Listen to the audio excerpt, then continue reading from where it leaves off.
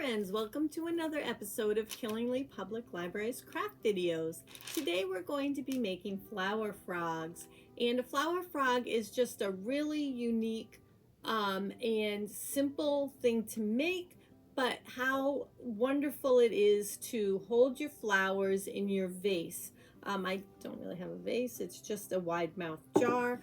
I'm not even sure what was in it. I collect jars to use for crafts and things, and so someone gave me this one, but it's got a very nice, about a 3-inch wide lip at the top, so that's great for holding your flowers.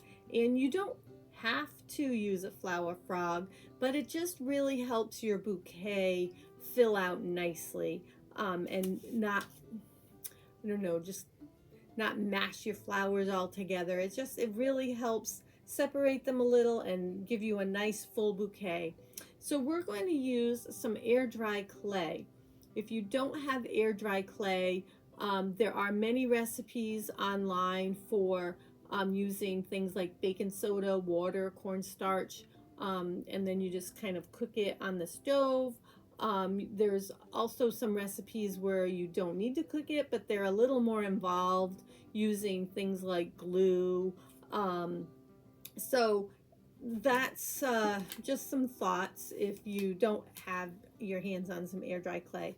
But I'm just taking a little ball of it, and I'm just going to make it into a circle. You want your clay to be able to fit over your jar. And you probably have a rolling pin at home. I don't have a rolling pin here. I could probably roll it with my jar, which would work as well.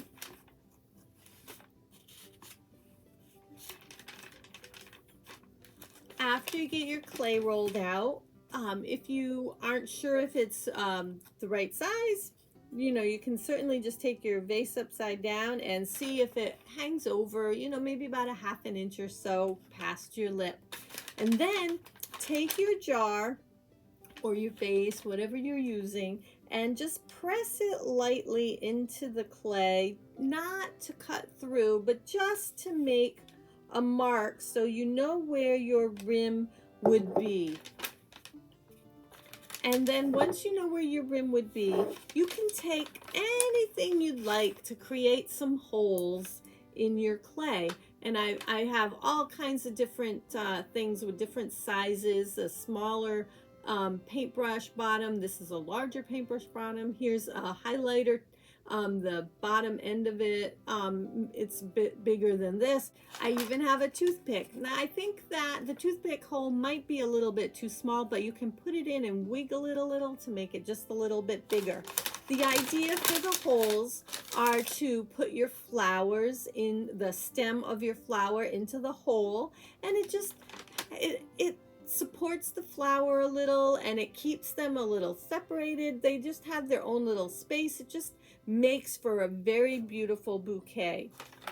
And if you don't have clay and you wanted to do something similar, you could also use tape and put tape across in like a grid form, kind of maybe 2 or 3 strips across one way and 2 or 3 across the other way, and there would be some small holes here or there, some larger holes. You could fit more than 1 or 2 flowers in each of the holes, but it would just give you a little bit stability, and it just gives it a nice finished look to your bouquet. So now that we have our imprint from the jar lid here, I know where I can make my holes so that the stems will go into the jar of water instead of outside the jar. So I'm just going to randomly put some holes here or there. I don't have any rhyme or reason. I'm not making any particular pattern, I suppose. I mean, you could. I'm just, not. I'm just plopping some holes down. Okay, once you have your holes made, you can lift it up off of the freezer wrap.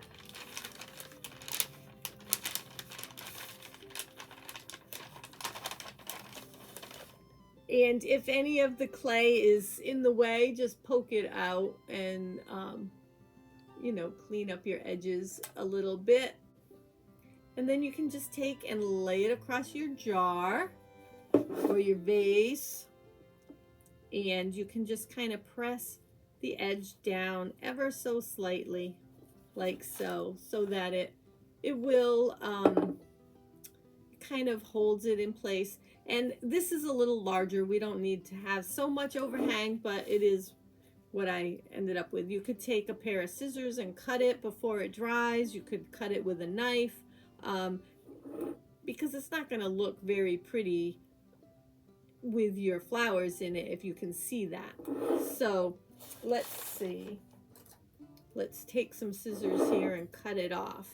So we just want it a little bit over the edge, not as much as that is.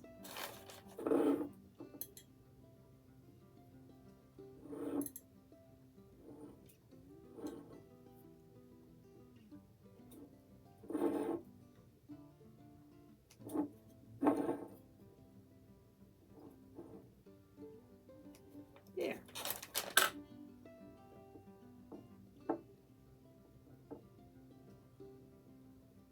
Perfect.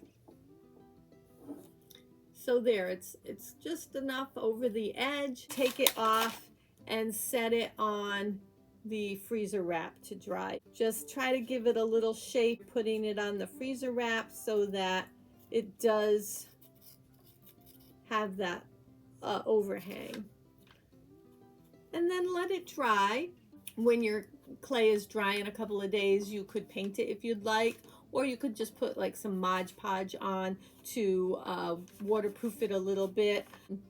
And if you don't have any flowers in your garden, or maybe you don't have a garden, get creative and make some flowers out of paper or felt or other cloth, book pages, anything, and those flowers won't die on you, and you'll have a beautiful bouquet to display forever. As long as your jar is about 3 inches, like a wide mouth jar, like a nice big pickle jar, you've got a jar even from your recycling bin if you don't have a pretty vase that you keep on hand. It doesn't have to be expensive. It's whatever you have to work with, but it just helps to create a more gorgeous display with your flowers.